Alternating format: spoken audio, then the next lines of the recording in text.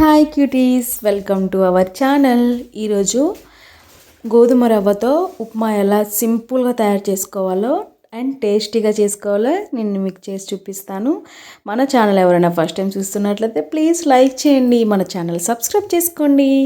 నేను ఆ గ్లాస్ తోటి 1.5 గ్లాసెస్ ఆఫ్ గోధుమ రవ్వ తీసుకున్నాను. ఇక్కడ చూపిస్తున్నాను కదా, అవన్నీ ఇంగ్రీడియంట్స్ అండి. నేను కిస్మిస్ వేయలేదు, చూపించాను. కడాయి తీసుకొని అందులో ఫస్ట్ నెయ్యి వేసుకొని తర్వాత ఆయిల్ వేసుకోవాలి.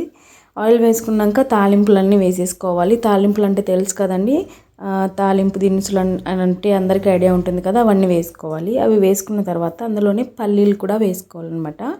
పల్లీలు వేసుకున్న తర్వాత పచ్చిమిర్చి, జీడిపప్పు అండ్ ఎండుమిర్చి ఇవన్నీ వేసుకొని అందులోనే ఒక ఉల్లిపాయని నేను సన్నగా కట్ చేసి పెట్టుకున్నాను, అది కూడా వేసుకొని మంచిగా ఫ్రై చేసుకోవాలి.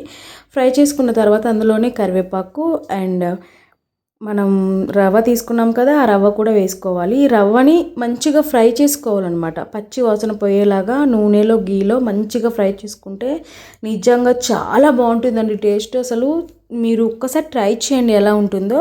ఇప్పుడు రవ్వకి తగినట్టు నేను 1.5 గ్లాసుల రవ్వ తీసుకున్నాను కదా, దీంతో ఈ గ్లాస్ తోటి 3 గ్లాసుల నీళ్ళు తీసుకున్నాను. నేను ఇలా తీసుకొని మంచిగా సాల్ట్ వేసేసుకొని మూత పెట్టేసుకుంటే చూసారు కదా, దగ్గరికి అయిపోయింది. ఎలా వచ్చిందో చూసారు కదా, పొడి పొడిలాడుతూ చాలా పర్ఫెక్ట్గా వచ్చిందండి. ఎలా వచ్చిందో చూసారు కదా.